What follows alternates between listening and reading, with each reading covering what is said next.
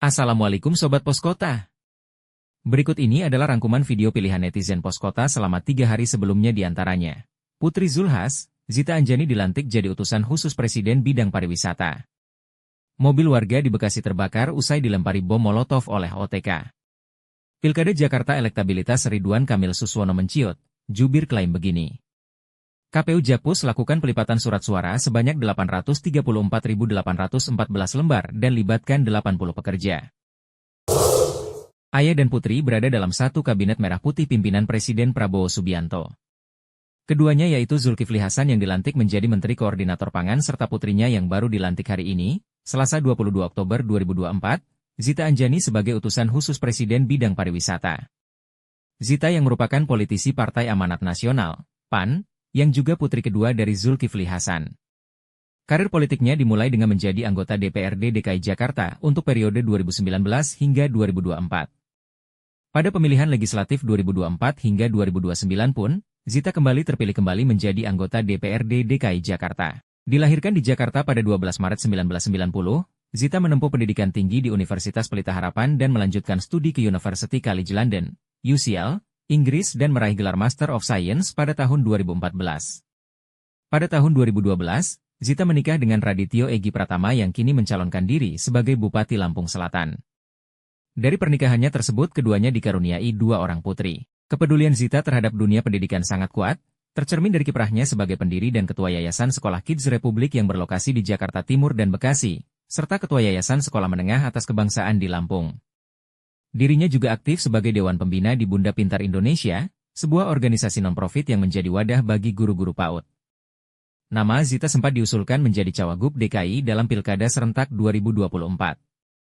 Zita disebut menjadi Cawagup untuk berpasangan dengan Ketua Umum Partai Solidaritas Indonesia, PSI, Kaesang Pangarep. Kini, sebagai utusan khusus bidang pariwisata, Zita bersama Kementerian Pariwisata yang kini digawangi oleh Widianti Putri Wardhana dan Wakil Menteri Pariwisata Niluh Puspa dihadapkan pada berbagai tantangan besar dalam membangun dan mengembangkan sektor pariwisata Indonesia.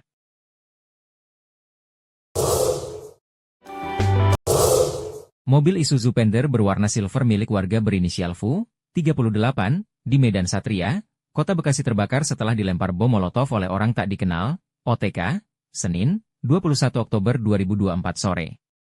Adik korban bernama Efrinaldi, 35, mengatakan, aksi pengerusakan mobil ini bahkan sudah terjadi hingga kelima kalinya. Kejadian ini sudah yang kelima kalinya. Sejak awal terjadi pada Agustus 2024 lalu, ucap Efrinaldi saat dijumpai di rumahnya di Medan Satria, Selasa, 22 Oktober 2024.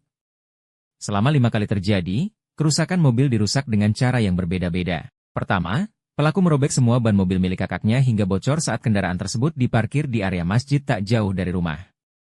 Kedua, kaca depan mobil pecah usai dirusak setelah dilempari batu. Ketiga, pelaku melempar martil ke arah kaca mobil hingga pecah saat kendaraan telah diparkir di depan rumahnya. Keempat, pelaku melempar batu hingga kaca depan mobil kembali pecah. Dan terakhir, pelaku melempar bom molotov hingga kabin dan dalam mobil terbakar. Keempat ini dilempar pakai batu. Dan kejadian yang kelima yang dilempar pakai bom molotov kemarin jam 3 sore, jelasnya. Kerusakannya, kebakar ini plafon dalam mobil, hampir semua kebakar pas bom molotov masuk ke dalam, sambungnya. Beruntung, api segera dipadamkan setelah sejumlah pekerja bangunan di samping rumahnya sigap membantu memadamkan api. Berdasarkan tayangan CCTV, pada kejadian keempat dan kelima, pelaku teridentifikasi melakukannya seorang diri menggunakan sepeda motor. Pelaku naik motor. Pelaku keempat dan kelima itu orang yang sama terlihat dari CCTV, bebernya.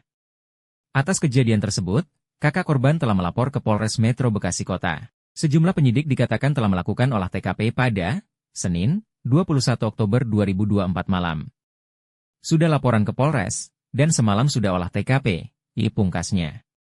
Terpisah, Kasat Reskrim Polres Metro Bekasi Kota, Kompol Audi Joize Oroh membenarkan kejadian tersebut. Namun ia belum dapat mengatakan detail perkembangannya lantaran masih dalam penyelidikan. Itu masih dalam proses penyelidikan ya, dan itu kita masih mendalami, nanti dicek kembali, ucap Kompol Audi Joize Oroh saat dikonfirmasi wartawan. Juru bicara pasangan calon, Paslon, Ridwan Kamil Suswono, Angki Yudhistia, merespons hasil survei kandidat Pilkada Jakarta 2024 yang dikeluarkan Lembaga Survei Indonesia, LSI. Hasil survei menunjukkan elektabilitas paslon nomor urut 1 itu menurun. Angkia optimis pasangan Ridwan Kamil Suswono masih bisa menaikkan elektabilitas karena proses pilkada masih tersisa 36 hari. Angka ini hanya sekadar survei.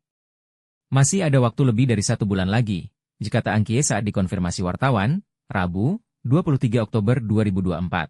Dari sekian banyak survei yang selama ini dipublikasikan, pasangan Ridho selalu menempati posisi teratas dan mengungguli paslon 02 dan 03. Angkia berujar salib-menyalip dalam hasil survei khususnya dalam pilkada hal biasa. Artinya dalam survei LSI terbaru pastinya akan kita terus pelajari dari Ridwan Kamil Suswono, ya terangnya. Meski demikian, Angkia mengklaim fakta di lapangan selama belusukan, paslon Ridwan Kamil Suswono selalu disambut meriah oleh masyarakat. Ia beranggapan antusias masyarakat tersebut menjadi pertanda bahwa warga Jakarta mengharapkan kepemimpinan Ridwan Kamil Suswono. Insya Allah kita doakan yang terbaik untuk ke depan bagi Jakarta serta kesejahteraan masyarakat serta inklusivitas pastinya bersama calon gubernur dan wakil gubernur nomor urut 1 Ridwan Kamil dan Suswono, dipungkasnya. Berdasarkan hasil survei LSI terbaru yang digelar 10 hingga 17 Oktober 2024, paslon Pramono Anung Rano Karno alias Bang Dul unggul dengan elektabilitas 41,6%. Disusul Ridwan Kamil Suswono 37,4% dan Dharma Pongrekun Wardana 6,6%. Sejumlah pekerja saat melipat kertas surat suara untuk pemilihan calon gubernur dan wakil gubernur Jakarta di gudang pergudangan logistik KPU Jakarta Pusat, Kemayoran, Jakarta Pusat, Rabu, 23 Oktober 2024. KPU Jakarta Pusat paparkan surat suara yang diproduksi untuk wilayah Jakarta Pusat berjumlah 834.814 lembar. Angka tersebut merupakan akumulasi dari total daftar pemilih tetap, DPT. Jakarta Pusat sebanyak 813.771 ditambah 2,5% surat suara cadangan dan terdapat 1.542 titik tempat pemungutan suara, TPS, dari 8 kecamatan di Jakarta Pusat. Adapun proses pelipatan surat suara melibatkan 80 orang per hari yang bisa melipat 168.000 surat suara yang kemudian disimpan ke dalam 48 dus yang telah dimulai sejak Selasa, 22 Oktober 2024.